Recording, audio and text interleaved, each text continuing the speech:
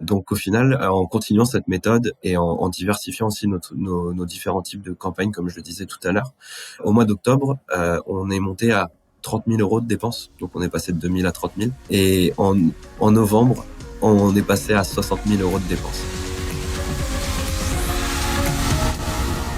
Bonjour à tous. Avant même qu'on démarre, j'aimerais juste faire une petite interlude sur Social Scaling. Je note que vous êtes de plus en plus nombreux à nous écouter sur YouTube, sur Apple Podcasts, sur toutes les plateformes. Et pourtant, je ne vous vois pas abonnés. Donc la seule chose que je peux vous demander, avec tout le contenu qu'on vous donne gratuitement sur nos différents podcasts, sur nos newsletters, sur les squads Facebook Ads, etc., la seule chose que je peux vous demander avant que l'épisode ne démarre, très simple, juste nous mettre un petit commentaire, juste nous mettre 5 étoiles sur Apple Podcasts, juste vous abonner, juste nous mettre un petit like sur une de nos vidéos YouTube. Ça nous aide énormément et ça nous montre aussi que vous appréciez le contenu qu'on propose, sachant qu'on propose beaucoup de contenu, donc ça serait sympa justement de voir qu'il y a un retour justement de la part de notre communauté. Voilà, c'est tout. Je vous laisse sur cet épisode qui va parler de gros scaling avec Arnaud Pinet justement. On se retrouve dans l'épisode. Bonjour à tous et bienvenue sur Social Scaling, le podcast 100% Facebook Ads, le podcast qui vous permet de dépasser la barrière des 1000 euros, 1000 dollars de budget par jour sur la plateforme. Ce podcast, il vous est présenté par l'agence J7 Media. Mon nom est Antoine Dalmas et aujourd'hui, je ne suis pas tout seul comme à l'accoutumée. Je suis accompagné du directeur de compte Arnaud Pinet. Comment ça va, Arnaud ? Ça va très bien. Merci beaucoup, Antoine, pour l'invitation. C'est toujours un plaisir d'intervenir pour Social Scaling. Écoute, c'est toujours un plaisir de te recevoir, surtout quand tu as des grosses études de cas, parce que là, on va parler quand même d'un compte qui, me semble, est sur beaucoup de marchés. Est-ce que tu as envie de nous expliquer un petit peu ? Ouais, on va parler d'un compte européen qui est présent actuellement donc dans 7 pays. Il y a 7 pays où on a des campagnes actives et qui devrait s'étendre rapidement à une dizaine de pays d'ici la fin de l'année. Donc, pour vous donner un petit peu de contexte, ce client, il est dans l'industrie du textile. Il propose des vêtements pour hommes majoritairement. Donc, on a vraiment un persona cible qui est l'homme. Notre client, il est présent en fait depuis plusieurs années dans ces différents pays, mais c'est une clientèle qui a une moyenne d'âge qui est assez élevée. Pourquoi ? Parce qu'en fait, notre client, il était beaucoup sur le volet presse, mais il n'a pas accéléré sa diversification avant il y a quelques années. Donc effectivement, il a pas pris le virage Internet tout de suite. Il a mis un petit peu de temps à le faire. Mais donc, le client souhaite faire justement de Facebook un levier principal pour augmenter ses ventes en premier lieu, mais également, dans un second temps, rajeunir sa clientèle. Et notre client, il est vraiment décidé à passer ce virage-là, puisque l'an passé, on parle quand même de plus de 500 000 euros dépensés sur la plateforme Facebook Ads. Pour être très exact, on est à 553 000 euros en 2023 de dépenses. Comparativement à 2022 qui était beaucoup plus bas. J'ai pas les chiffres là tout de suite, mais on avait regardé juste avant, je les ai juste plus en tête. Donc là, en fait, comprenez un point pour les personnes qui découvrent un peu le podcast. On parle souvent de scaler sur social scaling, naturellement. Et très souvent, on parle de scaler par... naturellement, il y a une forme pour scaler qui est l'expansion géographique. Là, on est complètement dans ce domaine. Donc, si vous êtes intéressé à ouvrir des nouveaux marchés, si vous avez des problématiques sur des nouveaux marchés, etc., ou si vous prévoyez, bref, de vous lancer sur un nouveau territoire, c'est cet épisode qu'il faut écouter parce qu'on est littéralement dans ce genre de problématique. Arnaud, je me retourne vers toi. Du coup, à l'heure actuelle, tu as 7 marchés, vous prévoyez d'en avoir jusqu'à 10, et en termes de campagnes par pays, en fait, sur ton Ads Manager, ça ressemble à quoi ? Combien il y a de campagnes par pays ? Est-ce qu'il y a du DABA ? Est-ce qu'il y a du catalogue Ads ? Est-ce qu'il y a de la Advantage Plus ? Qu'est-ce qui se passe un peu dedans ? Alors, concernant le nombre de campagnes, tout va dépendre dans un premier temps de la période quand même. Vu qu'on est quand même sur du textile, on est quand même dans une affaire de saisonnalité. Donc on sait que voilà le lancement de nouvelles collections, l'arrivée de l'hiver, l'arrivée de l'été, tout ça va faire en sorte qu'on va avoir plus de campagnes. De manière générale, on a quand même 3 à 4 campagnes minimum pour chaque pays. Donc on va dire qu'en période basse, le compte sur le Ads Manager a quand même entre 20 et 25 campagnes qui tournent de manière régulière. Donc voilà. Et puis ça peut aller vraiment jusqu'à une dizaine de campagnes par pays sur les grosses périodes. Donc voilà, un volume assez conséquent en termes de nombre de campagnes. Après, de mon côté, et attention, faut tester avant de choisir. Pour ce client-là, nous, je sais qu'on est quasiment uniquement sur des campagnes Advantage Plus. Hormis pour nos campagnes de retargeting où là on utilise les campagnes un peu plus qu'on va qualifier de plus classiques. Conventionnel, oui. C'est ça. Et de manière evergreen, on a lancé effectivement les premières campagnes d'ABA sur 5 volets qui sont devenues très rapidement nos meilleures campagnes evergreen. Et donc en plus de ça, vraiment, on essaye toujours d'aller dans le test, de trouver des nouvelles campagnes, lancer des nouvelles offres. On en parlera un petit peu par la suite du podcast. Mais effectivement, le nombre de campagnes reste quand même assez conséquent quand on pénètre plusieurs marchés. Bien sûr. Donc, par pays, par marché, tu as une campagne Advantage Plus, tu as une campagne de retargeting, tu as une DABA ou une catalogue ads. Alors, pour ceux qui découvrent un peu ce terme, DABA, c'est juste un ancien terme qui voulait dire Dynamic Ads Broad Audience. Aujourd'hui, ça serait catalogue ads Broad Audience. Ok, c'est juste, on utilise la fonctionnalité, enfin, l'objectif catalogue ads, donc des publicités qui se populent automatiquement, et on envoie ça sur une audience broad sans aucun intérêt, sans aucun critère de ciblage un peu précis. On laisse Meta, en fait, très simplement, on laisse Meta faire ce qu'il veut. C'est un peu comme une Advantage Plus finalement, sachant que dans les Advantage Plus, il me semble qu'on peut utiliser des DABA, donc ça fait des croisés pas possibles. Donc tu as DABA, Advantage Plus, campagne de test, retargeting par pays. Ouais, c'est ça. Ça, c'est le minimum. C'est ça, exactement, c'est le minimum. Là, par exemple, à l'heure où on enregistre le podcast, j'ai des campagnes pour les soldes également qui sont encore en cours, etc. Bien sûr. Donc, voilà. Mais effectivement, ces 3-4 campagnes sont vraiment la base et les fondations de chaque pays sur notre Content Manager. On s'en doute un petit peu parce que tu en as parlé avec la DABA, mais c'est quoi les audiences qu'on va retrouver généralement? C'est quoi tes meilleures audiences d'ailleurs sur ce compte? Beaucoup d'audience broad, comme tu l'as dit quand tu as expliqué un petit peu la DABA. De plus en plus, Facebook tend à aller vers ces audiences dans tous les cas. Mais donc on utilise beaucoup ces audiences, des audiences de retargeting, comme j'évoquais tout à l'heure. Donc il faut savoir que notre client, lui de son côté, il veut vraiment faire de l'acquisition de nouveaux clients. Donc notre retargeting, ça va pas être un retargeting qu'on va pouvoir qualifier de bottom of funnel, donc c'est-à-dire vraiment les personnes très intéressées qui ont soit déjà acheté, soit qui sont des anciens acheteurs mais qui n'ont pas acheté depuis quelques temps. Ces personnes-là, en fait, on ne va pas les recibler. Donc, quand moi, je parle de retargeting pour ces clients-là, on parle simplement de retargeter les gens qui sont engagés avec nous, qui ont été visiter notre site web, mais qui n'ont pas encore passé l'étape d'aller acheter pour la première fois sur notre site web. J'ai envie d'ouvrir la parenthèse parce que c'est intéressant ce que tu dis. Donc, tu as du retargeting, mais absolument pas pour les acheteurs ou les gens qui ont ajouté au panier. C'est vraiment ultra large. C'est juste, vous avez interagi un peu avec notre écosystème, on vous fait convertir. C'est bien ça? C'est ça. Donc dans les audiences d'engagement, on va retrouver les audiences tout simplement de personnes qui sont abonnées au compte, qui ont interagi avec nos pubs, qui ont vu plus d'un certain pourcentage de nos vidéos, et également du coup les visiteurs du site web. Donc dans nos audiences, voilà, c'est vraiment le gros de notre targeting, mais on ne va pas aller recibler les anciens acheteurs. Au contraire, en fait, les anciens acheteurs, c'est aussi une audience qu'on utilise, mais pour l'exclusion. Vraiment, c'est un update qui se fait automatiquement et tout le temps, dès que des nouveaux acheteurs rentrent, les nouveaux acheteurs sont inclus dans les audiences d'exclusion, ce qui nous permet vraiment d'aller chercher au mieux de l'acquisition et répondre au mieux aussi aux objectifs de notre client. On utilise aussi également des audiences d'intérêt. Parce que parfois, ouais, c'est ça fonctionne quand même. Et surtout, les audiences d'intérêt, on les utilise quand on va essayer d'aller scaler certaines campagnes, tout simplement parce que des fois qu'on arrive, tu sais, parfois sur un espèce de plafond de verre quand on est à un certain montant pour une campagne, etc., ou sur une certaine audience. Et donc, en fait, grâce aux intérêts, on va aller chercher plus de volume à ce niveau-là sur certaines campagnes. Et tu parlais aussi des Advantage Plus. Ouais, effectivement, tout ce qui est en audience Advantage Plus, personnellement, je l'inclus plus dans tout ce qui est broad un petit peu.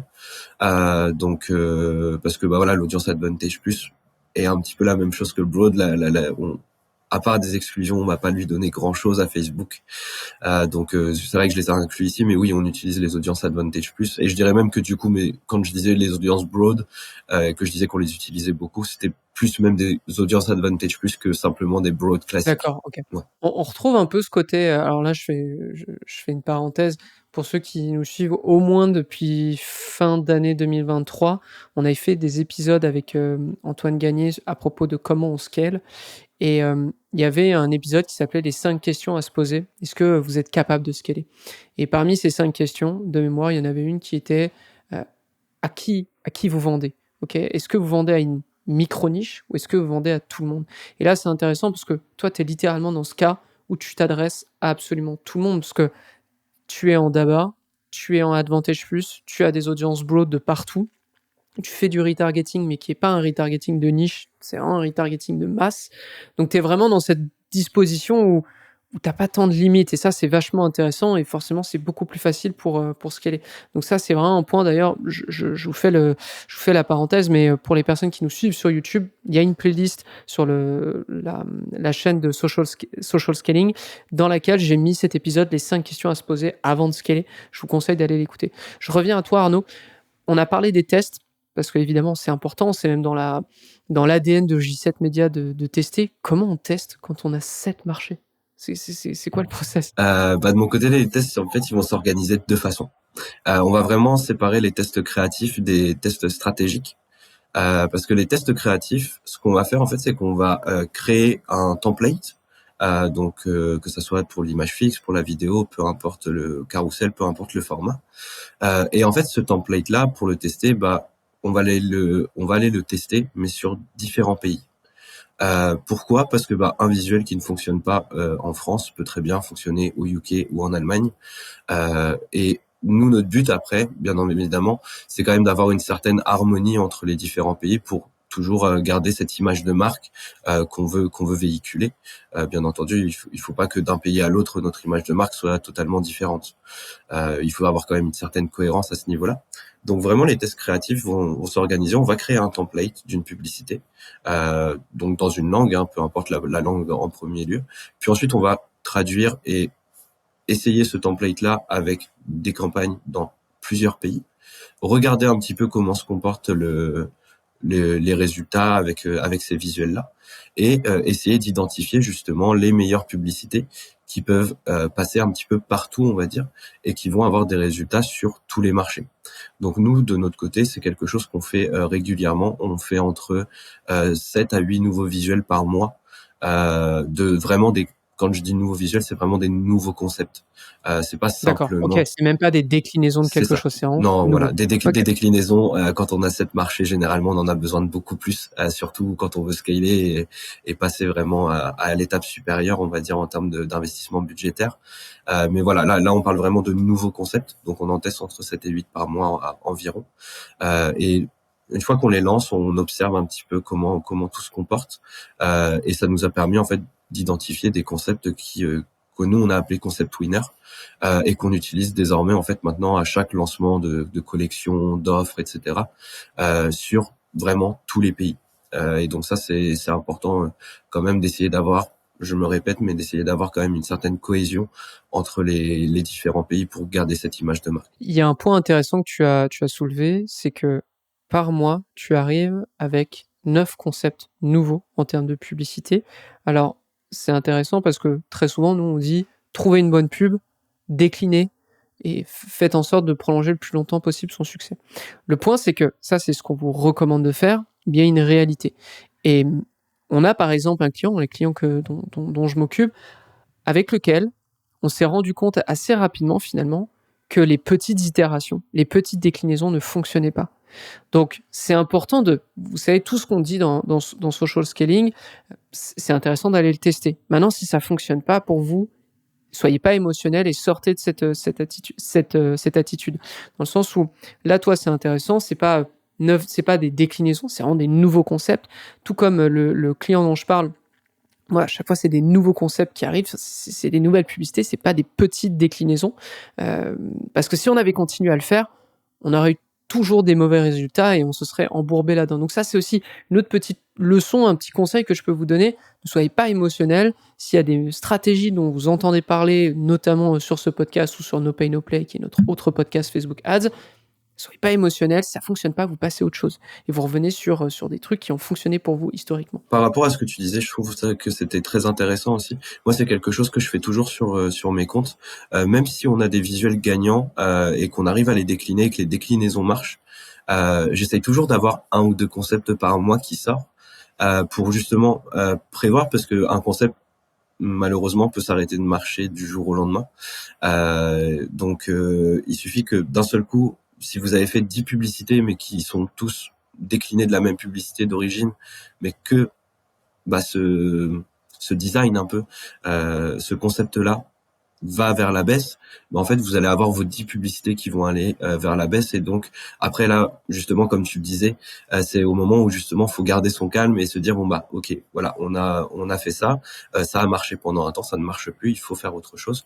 Donc, c'est pour ça que moi, j'essaie toujours aussi d'avoir un petit concept qui sort tous les mois pour pouvoir tester et assurer mes arrières, en fait, tout simplement. Je rebondis, sur ce que tu as dit aussi auparavant, c'est-à-dire que ce client, il est que en acquisition, il veut faire que de l'acquisition.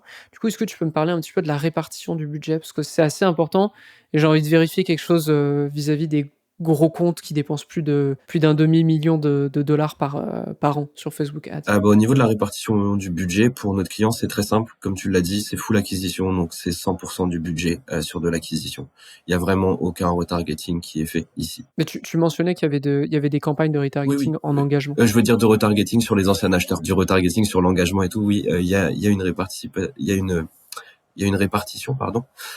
Mais en soi, ces campagnes de retargeting nous servent pour de l'acquisition. Donc en fait, notre budget est à 100% pour de l'acquisition, même si on les appelle campagnes retargeting. Dans ce sens-là, OK. C'est ça. Mais par exemple, en termes de campagne BOF, bottom of funnel, comme je disais tout à l'heure, on Ouais. a 0% de budget sur ces campagnes-là. OK, c'est des MOF du coup. C'est ça. Et par exemple, sur une journée, là, si tu regardes sur ton compte, on regarde notamment la France, tu as combien de budget en acquisition par jour? Par exemple hier, et combien de budget en MOF? Ouais. Juste pour, qu'on ait un peu une répartition là-dedans. Ouais. Donc concernant les budgets d'acquisition, par exemple sur la journée d'hier, on a dépensé plus de 1 300 € sur le compte, donc 1 315 € pour être très exact. Notre campagne MOF, donc retargeting, elle a dépensé 40 € sur les 1 315. Donc c'est très Ah très oui, OK. agressif. C'est rien du tout. Ouais, c'est ça. C'est quoi? C'est 3%? Ouais, c'est ça, c'est des peanuts. Je te posais cette question et pour l'expliquer un peu à toutes les personnes qui nous suivent, très régulièrement, les gros comptes, surtout des e-commerce, arrivés à un certain stade, c'est-à-dire qu'au début, sur un e-commerce, on peut être entre 60% d'acquisition, 40% de retargeting, tout retargeting compris, que ce soit des anciens acheteurs, que ce soit des visiteurs, de l'engagement, etc. Cette proportion va complètement se désintégrer en faveur de l'acquisition, et les plus gros comptes qu'on gère très souvent sont à 80% acquisition, 20% retargeting. Je parle vraiment juste des e-commerce. C'est encore plus prononcé pour des lead gen, notamment, qui ne font pas de retargeting. Donc c'est vraiment quelque chose que je peux observer ici aussi avec cet annonceur Arnaud. Ça me conforte là-dedans. Et en termes de créatif, parce qu'on a parlé de test, on a parlé d'audience aussi, mais je reviens un peu sur le Ads Manager. Tu as quoi généralement sur ce compte? Avec de telles sommes dépensées, il faut vraiment maximiser les formats que vous avez sur le compte. En tout cas, c'est comme ça que moi je le vois. On utilise vraiment tout. Tous les types de créatifs sont utilisés. Ça va de l'image fixe au carrousel, à la vidéo, au catalogue, au format collection, au assistant d'expérience, etc., etc. On a vraiment l'intégralité de ce que propose Facebook. On l'utilise parce que déjà dans un premier temps, plus de diversité permet généralement d'avoir de meilleurs résultats. C'est-à-dire que si on met 1 000 € sur une campagne classique, ou si on met 300 € sur une Advantage Plus, 300 € sur un catalogue, 300 € sur une campagne classique, généralement on va quand même avoir plus d'opportunités d'avoir des meilleurs résultats avec cette stratégie. Mais également le fait d'avoir plein de créatifs et de tester tous ces créatifs-là, ça nous permet en fait de trouver aussi les combinaisons gagnantes. Par exemple, moi je sais que pour les offres de mes clients, quand il y a des grosses promotions, c'est les images fixes qui vont mieux le marcher.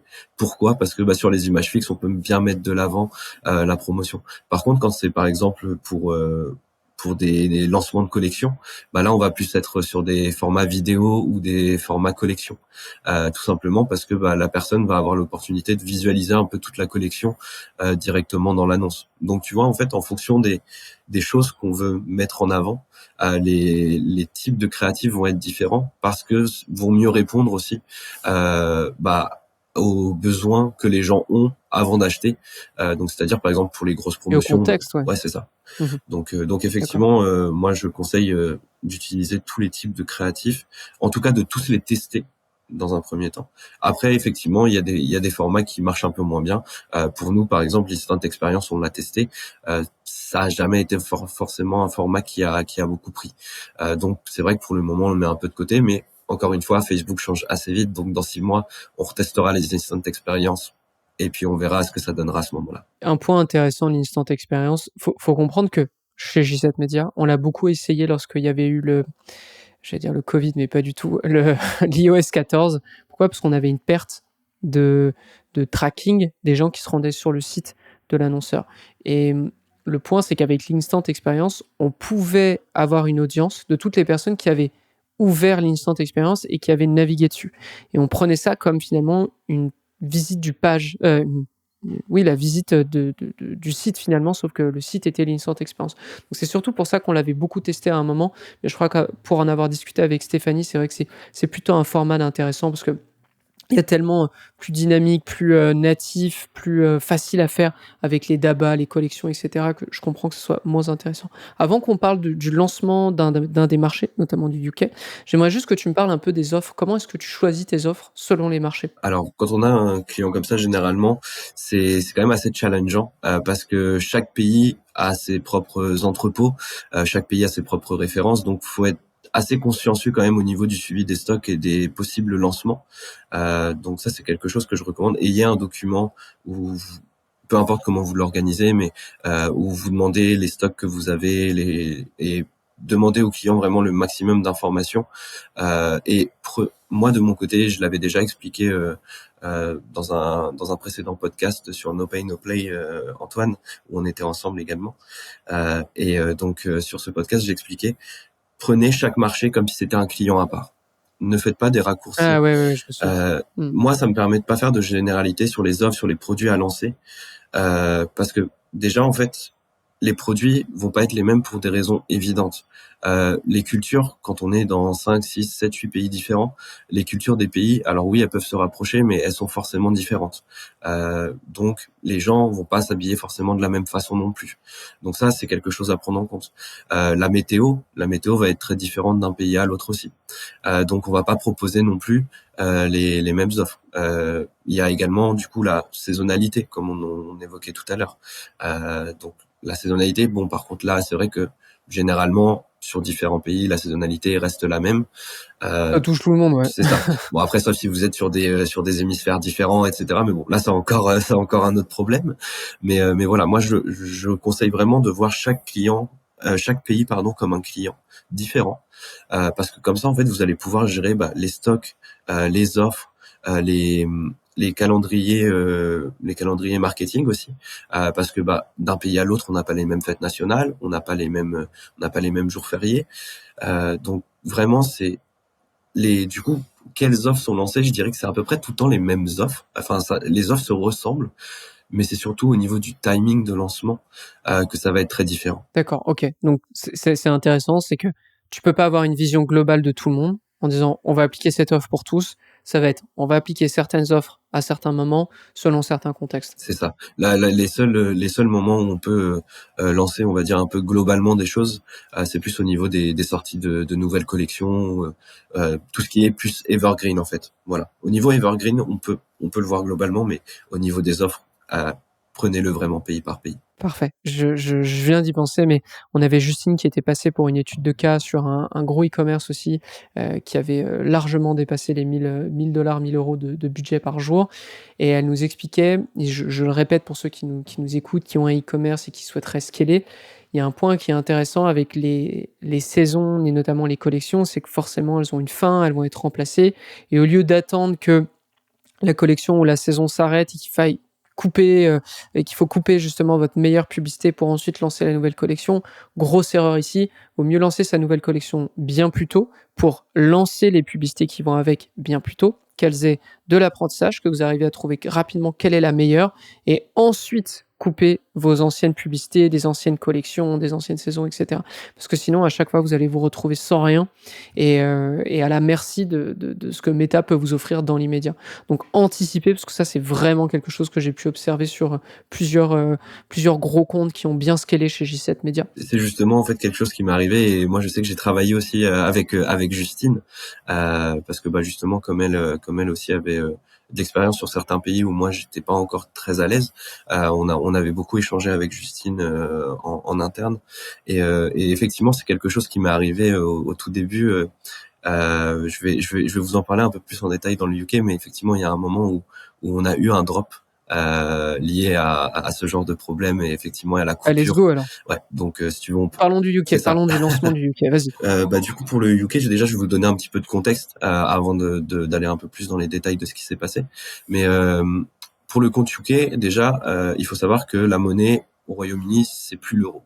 Enfin, ça n'a jamais été l'euro d'ailleurs, mais encore plus depuis le Brexit. Là, on le sait que voilà. Mais donc à ce niveau-là, pour le UK, comme notre compte principal lui était en euros, on s'était dit, ok, on va lancer un compte UK avec la monnaie en livres sterling, puis ce compte-là servira uniquement pour le Royaume-Uni. Par contre, ce qu'on s'est dit, c'est que ça serait dommage quand même de pas les mettre en comparaison avec des campagnes qu'on lancerait sur le compte principal, et de voir un petit peu les résultats qu'on pourrait avoir sur un compte qui est tout nouveau et un compte qui a déjà eu de l'expérience, mais pas forcément au Royaume-Uni, plus dans les autres pays européens. Donc, on a lancé les campagnes avec des campagnes qui étaient quand même assez agressives. Pour être très sincère, comme on essayait de pénétrer le marché et de développer un petit peu leur présence dans le digital, on a dû y aller avec des offres très agressives. On parle d'ici de moins 70, moins 80% sur certains produits. Donc, on a pris donc ces offres-là, on les a lancées en campagne, et la principale différence entre les deux comptes, elle s'est pas faite au niveau des coûts par achat, parce qu'au final, au niveau des coûts par achat, on était assez similaires. On était aux alentours de 8-9 euros par achat sur nos campagnes. Mais par contre, là où il y a eu un fossé qui s'est créé, c'est au niveau du taux de nouveaux clients recrutés. Le compte UK, vu qu'il était plus jeune, et malgré la liste d'exclusion qu'on a intégrée sur ce compte publicitaire-là également. Parenthèse, vous utilisiez le même pixel ? Ouais, c'est le même pixel qui est utilisé sur les deux comptes. Donc un pixel qui a déjà tourné comme pas possible sur un autre compte. Ouais. Tu partages ce pixel avec un tout nouveau compte, d'accord, ok. C'est ça. Et donc on intègre aussi la liste des anciens acheteurs pour que Facebook, lui, de son côté, puisse faire les exclusions également.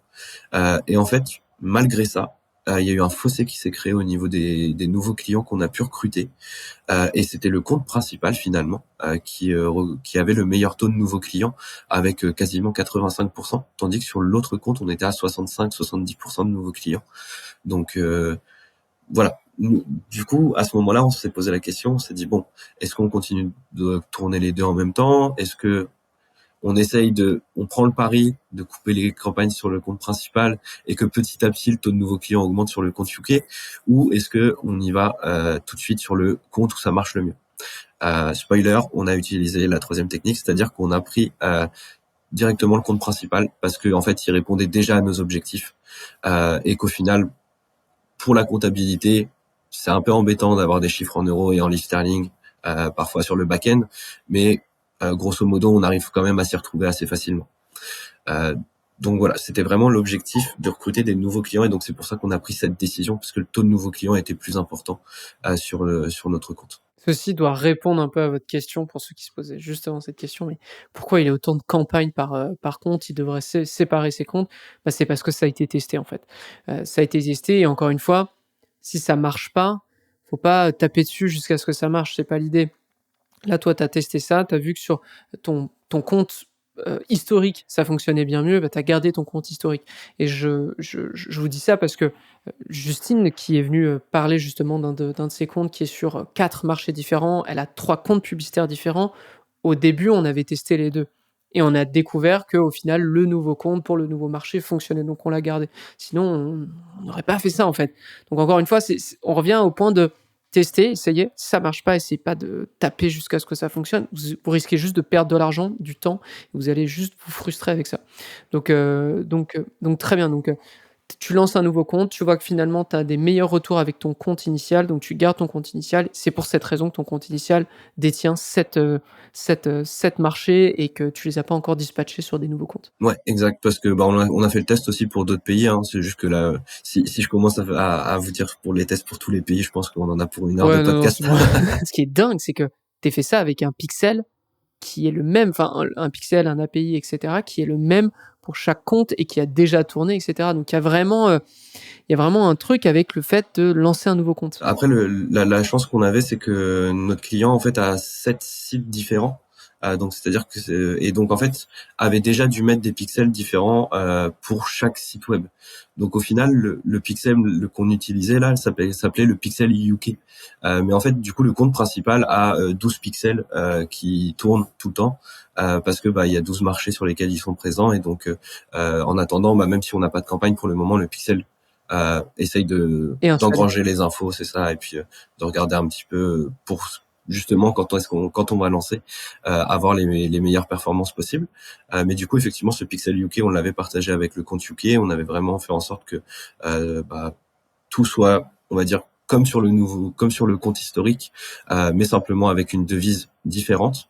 Et au final, voilà, le test n'a pas fonctionné. Ça avait fonctionné pour Justine. Encore une fois, comme tu l'as dit, faut pas se prendre la tête. Hein, les chiffres sont les chiffres. En général, ils ne mentent pas. Donc, appuyez-vous dessus et prenez vos décisions en fonction de ça. Il y a une précision à faire, du coup, c'est quand je te demandais est-ce que vous avez le même pixel, c'est est-ce que pour tous les sites, vous avez un seul et même pixel? La réponse, du coup, est non. C'est juste Non, non. OK. Vous avez par contre partagé le même pixel UK entre le compte historique et le compte UK, c'est ça? Exact, parce que dans tous les cas, D'accord. même au niveau du paramétrage des campagnes sur le compte principal, pour les campagnes France, on sélectionne le pixel France. Pour les campagnes UK, le pixel UK. On est obligé parce que sinon, tout simplement, le pixel ne fait pas le suivi puisque chaque site, selon le pays, est différent. En fait, c'est pas un site qui se traduit automatiquement, etc. Donc là, on est obligé d'avoir ces pixels différenciés en fait. J'ai une dernière question à te poser parce que je l'ai mentionné dès le début. Le scale géographique, c'est un des scales les plus agressifs. C'est s'ouvrir à un nouveau marché, c'est tout de suite une possibilité de croissance immense. J'aimerais que tu me dises, ça représente combien de scaling, donc d'augmentation de dépenses, après 3 mois? Un marché qui géographiquement fonctionne. Géographiquement, c'est pour ça qu'on parlait du compte UK parce que c'est un compte qui a vraiment bien fonctionné.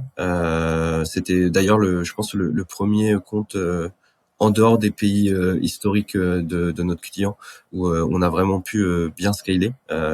Donc quand on a lancé moi, quand je lance un marché et que cela fonctionne bien, généralement, j'adopte la technique de la hausse de 25% maximum par jour. Pour pas briser les campagnes et voir un petit peu comment ça évolue parce que avoir des bons résultats avec 30 euros par jour puis passer directement à 100 euros par jour, je l'ai déjà essayé dans le passé, c'était pas forcément la meilleure méthode puisque parfois ça brise un peu nos campagnes. Donc on a commencé effectivement à faire cette hausse de 25% maximum par jour sur le volet UK.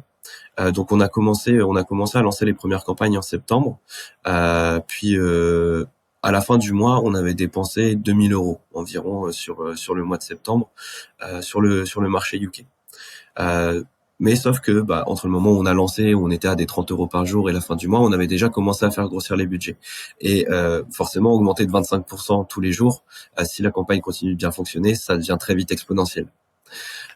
Donc au final, en continuant cette méthode et en diversifiant aussi nos différents types de campagnes, comme je le disais tout à l'heure, au mois d'octobre, on est monté à 30 000 euros de dépenses. Donc on est passé de 2 000 à 30 000. Et en novembre, on est passé à 60 000 euros de dépenses. D'accord. Et parce qu'il y avait aussi, je suppose, vous faisiez le Black Friday avec cet annonceur? Même pas. Honnêtement, le Black Friday pour cet annonceur Ah, a dû représenter 5 000 euros de dépenses. OK, OK. Donc voilà, donc que vous vous rendiez bien compte, si vous lancez un marché qui fonctionne, derrière, vous avez un scale qui est infini. Ouais, c'est ça. Et puis c'est ça. Et puis en fait, le scale, on l'a continué au début du mois de décembre, et on en revient à ce qu'on discutait tout à l'heure, Antoine. En fait, on l'a continué début décembre le scale. Donc on était vraiment parti pour faire un mois à quasiment peut-être 80 ou 100 000 euros sur le compte. Simplement, en fait, il y a eu des offres qu'on avait mis en place qui sont tombées en rupture de stock. Et donc, du coup, on a dû couper ces campagnes-là. Et donc, forcément, il y a eu un drop qui s'est fait. Et là, malheureusement, on ne pouvait pas l'anticiper parce que c'était les stocks de fin d'année. Donc après, il fallait attendre le début de la nouvelle année pour avoir des nouveaux stocks. Mais voilà, ça c'est quelque chose, comme tu disais tout à l'heure, où attention, parce qu'effectivement, il suffit qu'il y ait une campagne qui se coupe et puis ça peut dropper. Et donc, tu vois, pour un mois, on était parti aux alentours de 80 000 euros dépensés. On a fini le mois de décembre avec, entre guillemets, seulement 47 000 euros de dépenses. Alors qu'on était parti au début pour aller vraiment jusqu'à 80 000, 90 000 assez facilement. Mais étant donné qu'il y avait des stocks d'offres qui ont été, on en a eu 2 qui sont tombés en rupture de stock.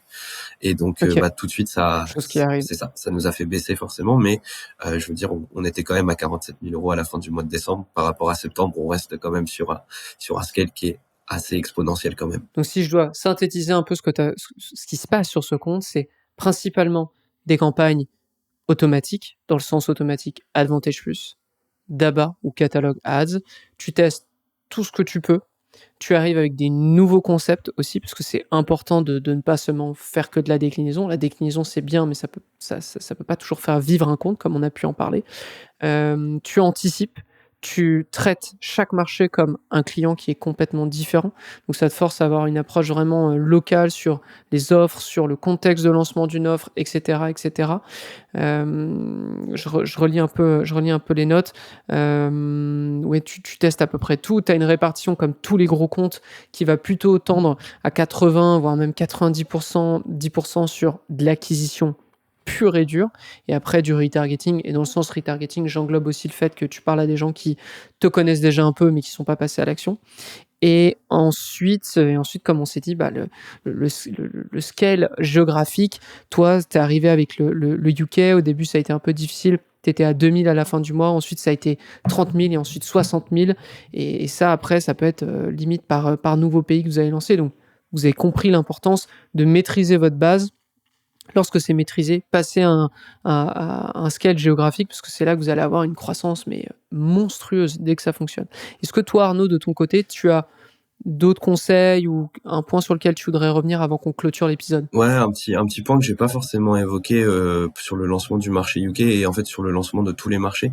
Moi, ce que j'aime bien faire, c'est avant de lancer les campagnes de conversion, essayer de faire un petit peu de notoriété quand même sur les pays, en vue de vidéo.